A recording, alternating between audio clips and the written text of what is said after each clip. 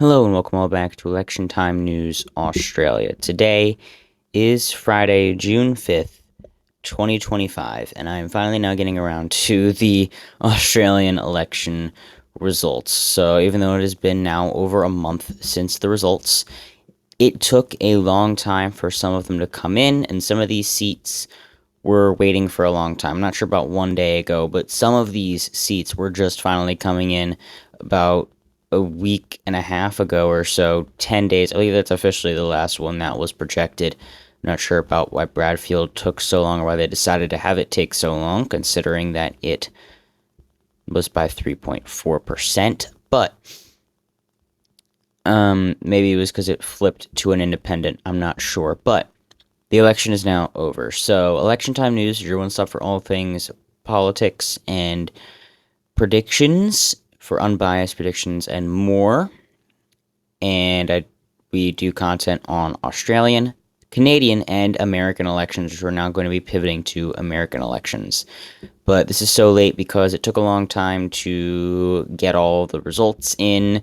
I was watching a little bar that was here for how many votes were counted for a while, and then I got into the 2016 election night scenario, and then was a bit of I just got a new job and stuff, so I had a bit of less time on my hands. So we're now here, and I should be able to get back onto more of a normal recording schedule because school is ending very soon. So, with that in mind, we do have a huge overperformance for the Labour Party. Albanese has been reelected as Prime Minister for the next cycle of government that has been established, and for a short period of time, the coalition even collapsed for the first time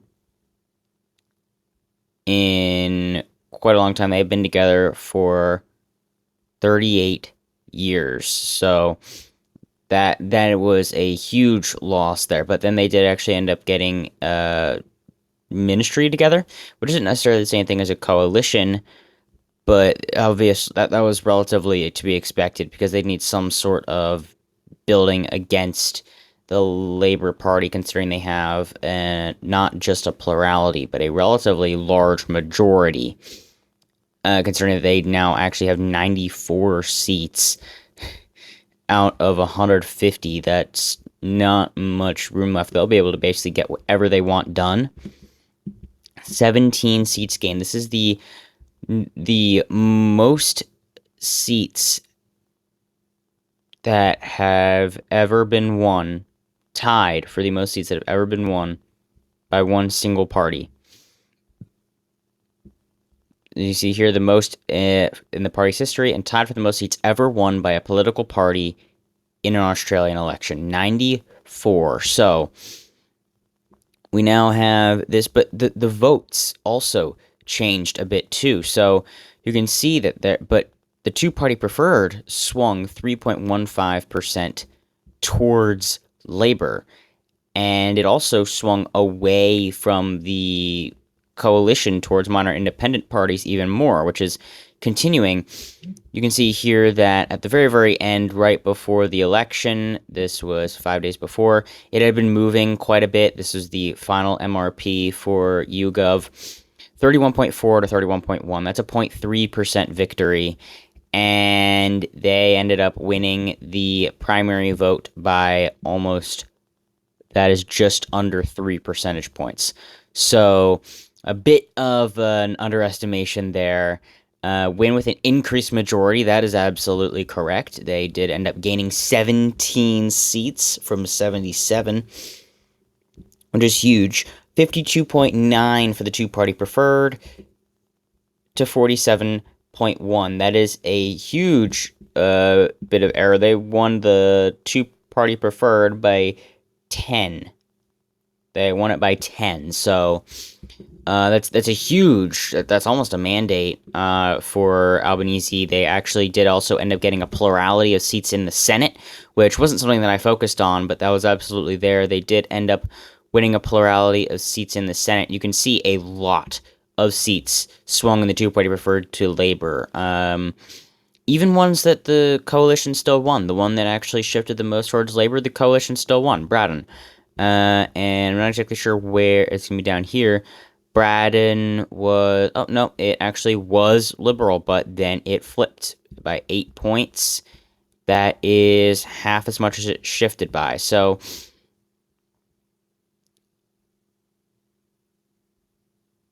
why is it colored? Oh well.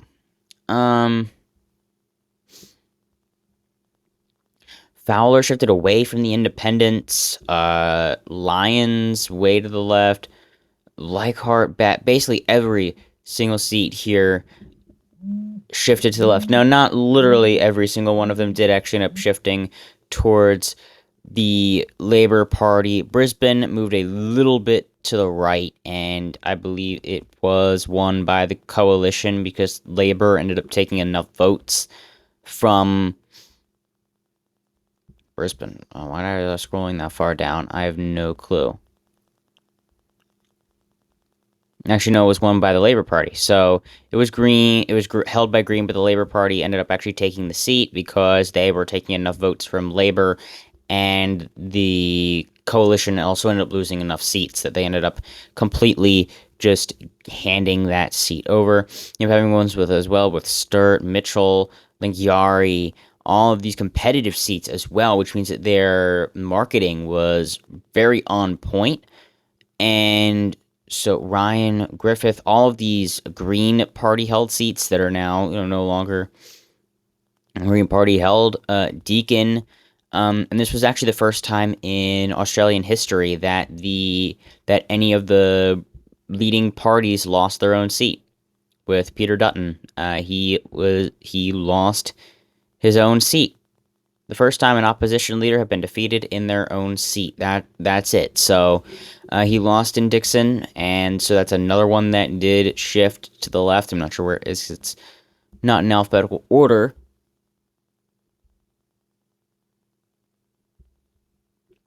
But it's gonna be on here somewhere, and I guarantee that I'm just missing it somewhere. But I mean, it was said to be a potentially risky seat from the get-go, but only a few actually moved towards the coalition. Solomon by a lot, though. Bullwinkle, Pierce, but a lot of these are more urban ones, so it's getting more of a urban divide, which is increasingly to how it is in America as well, which is very intriguing to see there as well. So all of that in favor of the Labour Party. The question is there going to be a shift back? Most likely at this point, this is about the best that we're going to see for the Labour Party. This may be something like the Labour Party's version of the Democrats' 2008, comparing for America. This is going to be the peak that they're at. They performed extremely well, outperformed basically all of the predictions. What is that dot over there? Oh well. They ended up sweeping. They now have 14 seats, which is quite a bit more than they should have. They have 26 seats more than the 24 of the Liberal Party. So now they do have the party majority there. Of course, since the coalition split, that helps things even more. And only 43 seats to the coalition. So this is a huge blow to the coalition. Of course, the coalition actually collapsed entirely. So that is also another huge blow to the coalition. But the interesting thing is that basically the third parties basically lost none of the vote. The Greens only lost 0.05%. Catter's Australian, 0.05. Centre Alliance, 0.01. The Independents gained by 2, and so did the Labour Party, which means that those were basically entirely at the expense of the coalition. Now, of course, there's going to be some voter flip-flopping. People are going to be going from the Greens to the Labour Party, which is exactly what happened quite a bit of the time. But unfortunately for the Greens, the amount of people that they're going to be gaining weren't in the seats that they were holding on, that they needed to hold on to, because they, of course, lost Brisbane. They lost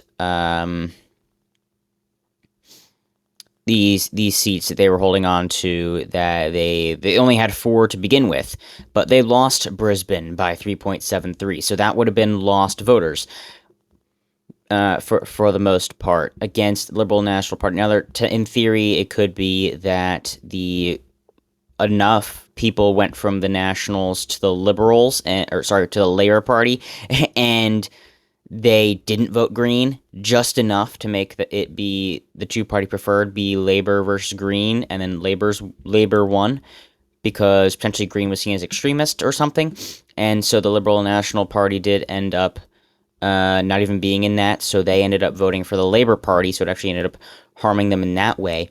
But the question here is, where could they have gained votes? Where could they have ended up gaining some votes from? It's going to be a lot more of these. Deakin being very, very, very close. That was actually accurate. That would be the closest seat. 0.02.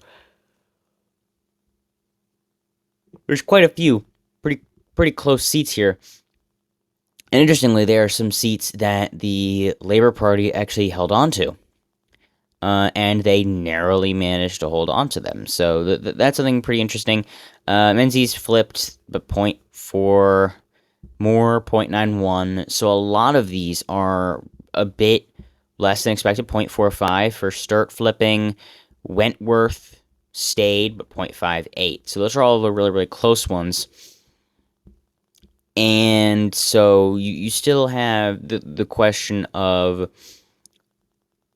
these shifting demographics. Where are these voters coming from? The coalition definitely did get new voters. The question is where, and where are the voters that they lost? Who did they lose it to? Now, basically, the main vote loss is from the coalition to Labour, because these are, again, basically very, very minimal shifts. There's definitely someone out there who had voted for Center Alliance and then voted for the coalition this time. But that's probably a very, very small amount of people, and you can just see based on these numbers that essentially those are all zero.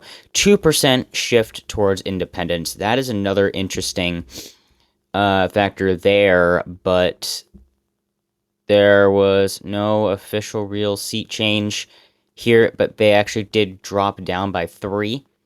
So they actually did that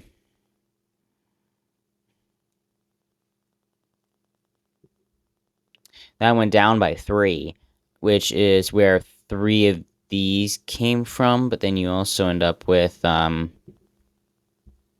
they lost 3, gained 17, lost 15, and it expanded a bit. So that's really what the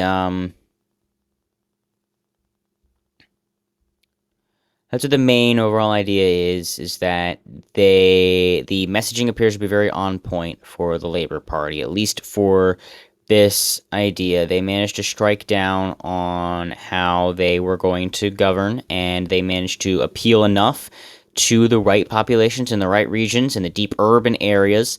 They were able to pull out a very, very strong win, much overperforming what everyone else thought. I'm pretty sure my final prediction was that they would win maybe 80 seats, and they ended up winning 94. So that is just a huge overperformance for the Labour Party.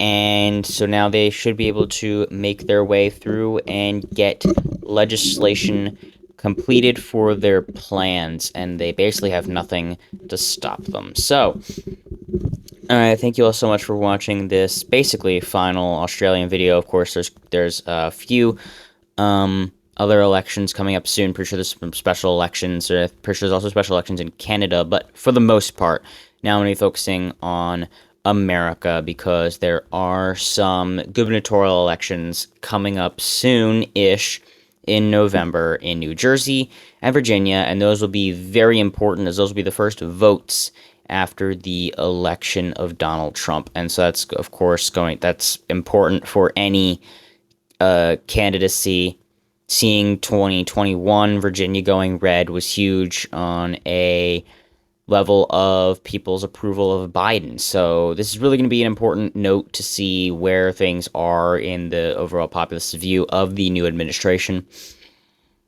Thank you all so much for watching this video. Subscribe if you are not already, and have a fantastic rest of your day.